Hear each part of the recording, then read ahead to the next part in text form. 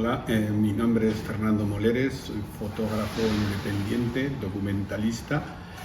y, durante los últimos 10 años he estado trabajando sobre el calentamiento global y las obras que he presentado aquí al Plan Nacional de Fotografía. El título es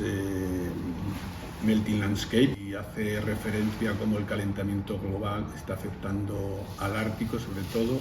y cómo lo que pasa en el Ártico no queda allí, sino que nos afecta a todos y afecta de forma global, porque el Ártico es uno de los termostatos planetarios y que se está calentando a un ritmo 3 veces más superior a la media mundial. Y es por eso que he hecho hincapié en el Ártico, y yo creo que esta selección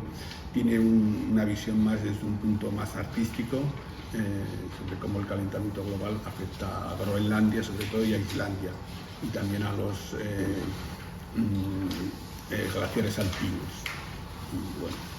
estoy agradecido al Plan Nacional de Fotografía que recoge este tema, que es el tema, yo creo, más acuciante y que necesita